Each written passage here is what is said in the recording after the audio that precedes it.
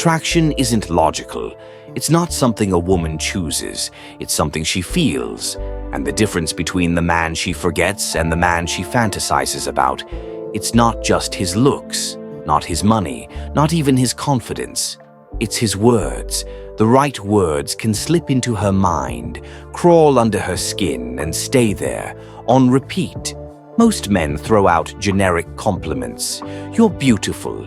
You have pretty eyes, nice, sure, memorable. Not even close. But if you say the right thing in the right way, she won't just hear it. She'll feel it. And once a woman starts feeling something for you, that's when you become irresistible. So in this video, I'm going to give you 3 powerful compliments. Compliments so rare, so dangerous, that they'll make her think about you long after you're gone. Let's get started. 1. I don't need you, but I want you. There's something about this phrase that hits different. It's not just words, it's a declaration of power. Most men get attraction completely wrong. They think that in order to win a woman over, they need to shower her with attention, convince her of their worth, and prove that they do anything to have her. That's where they fail, because nothing turns a woman off faster than neediness. It reeks of desperation. It tells her that you see her as some magical prize, and yourself as a man who needs to win her approval. Just to be worthy, women don't want to feel like they're doing you a favor by being with you. They want to feel chosen by a man who already has options. That's why the phrase, I don't need you, but I want you, is so powerful, because it shifts the dynamic. It tells her, you are not the center of my world. I can walk away at any time I choose you because I see something special in you, not because I need to fill some void in my life. And that's the exact energy that makes a woman obsessed. There's a deep psychological reason why women find detachment so attractive. It's called the law of scarcity. The idea that people value what is rare, uncertain, or difficult to attain. Think about it. If a man is always available, always texting first, always eager to please, what happens? He becomes predictable, expected, boring. But if a man is confident, focused on his own life, and not easily impressed now, he becomes a challenge.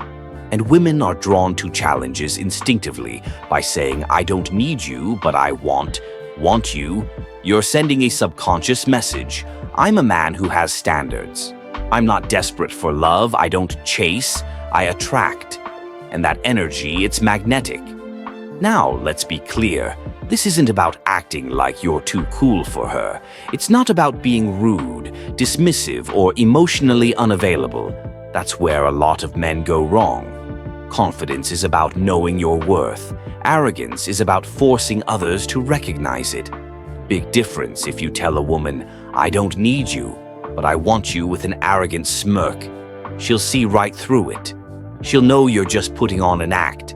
But if you say it with genuine confidence, if your actions back it up, if your life is already full of purpose, passion, and personal fulfillment, she will feel it. And that feeling is what makes her unable to resist you. The key to making this phrase work is timing and tone. You don't just blurt it out randomly. You use it in moments where she's trying to gauge where you stand. For example, if she asks, do you really like me? Instead of answering, yes, immediately, you say, I don't need you, but I want you. If she says, what do you even see in me? Instead of listing reasons like a desperate man, you say, I don't need you, but I want you. If she starts playing hard to get teasing, you testing you. This phrase instantly resets the power. Dynamic. It lets her know you're not afraid to walk away. You don't chase, you don't beg. And that's the exact moment she starts chasing you. 2. I bet most guys don't make you feel like this. Words have power, but not all words are created equal. Some words get ignored, some get a polite response. And then there are words that sink deep into the mind, words that make a woman think about you long after you're gone. That's what this phrase does. It's not a compliment, it's not a question, It's something far more powerful, a suggestion when you say, "I bet most guys don't make you feel like this." You're planting a thought in her mind, one that she can't help but explore, because now she's wondering, wait, do I feel different around him? What exactly is he doing that other men don't?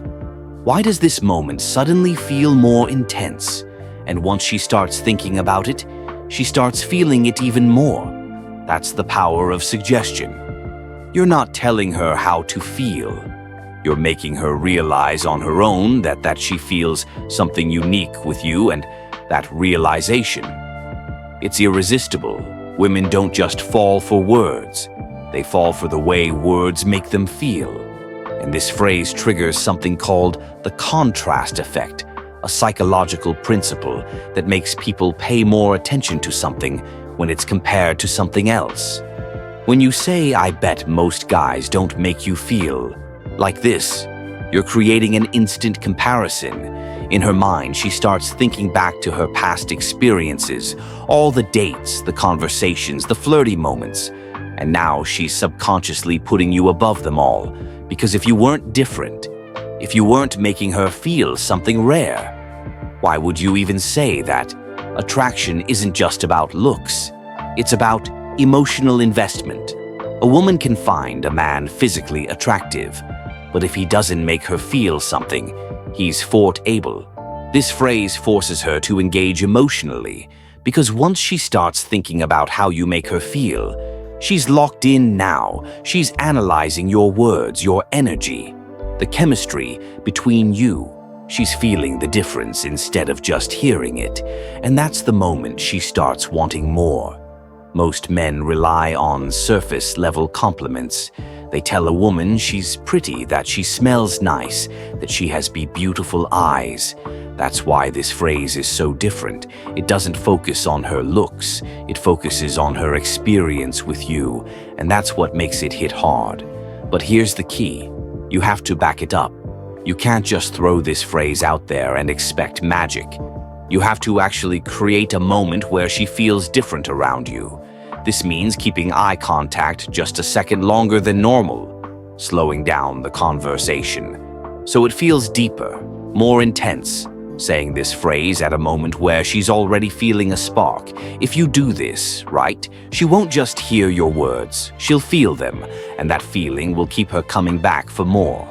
The key to using this phrase correctly is timing. Drop it too early, and it feels forced. Say it in the wrong moment, and it loses its power. Here's when to use it. After a deep conversation, if she's opening up to you, sharing personal thoughts, or laughing more than usual, this is the perfect time during a moment of chemistry. If you can feel the energy between you shifting, maybe there's some flirting, maybe she's looking at you differently. This phrase seals the deal, right? Before you leave, saying this phrase before ending a conversation or parting ways creates a lingering effect. She'll be thinking about it all night. But the best part, it doesn't just make her think, it makes her feel, and at the end of the day, that's what makes a woman chase you. 3. I know you're trouble, but I like it. There's a fine line between attraction and obsession. And this phrase, it pushes a woman right into obsession. Why? Because it plays on one of the deepest psychological drives inside a woman's mind, the desire to be wanted but not easily controlled. Most guys make the mistake of being too agreeable. They nod, they compliment, they try to prove they're safe and nice. But the problem, women don't want safe. They don't want predictable. They want a man who sees their wild side and embraces it. That's exactly what this phrase does when you say, I know you're trouble, but I like it. You're doing something incredibly powerful. You're acknowledging that she's a challenge. You're suggesting that she has a side most men can't handle. You're telling her you see through her innocent act, and you're still intrigued. This taps into her ego and her curiosity at the same time. Now she's wondering, does he really think I'm trouble? What does he see in me that other men don't? Why is he so confident about handling me? And once a woman starts asking these questions, she's already hooked. This phrase works. Because it flips the usual power dynamic most men try to convince a woman to like them. But this phrase, it subtly makes her the one proving herself to you, instead of chasing her approval. You're making her wonder if she can handle you instead of playing it safe. You're creating a sense of danger and excitement. Instead of being just another guy, you're now the man she wants to impress. It's flirtation, challenge, and intrigue, all in one sentence. There's a psychological principle at play here called reactant theory.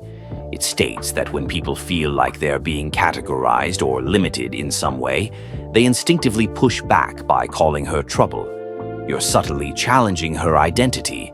Now she has to prove herself to you. She'll start teasing you back. She'll start showing you different sides of her personality. She'll start working for your attention instead of just receiving it. And that shift, that's what makes a woman obsess. The key to making this work is playfulness. You can't say it too seriously or it'll sound accusatory. You can't say it too casually or it won't have impact. You have to say it like you're in on a secret, like you know something about her that even she hasn't fully admitted. Here's how to deliver it with maximum effect. Lock eyes with her. Hold that tension for just a second longer than normal. Say it with a slight smirk. Keep it subtle, like you're letting her in on a mystery pause after I know your trouble. Let her brain fill in the blanks before you add, but I like it done right. This phrase will send a spark down her spine. She'll laugh, she'll playfully deny it,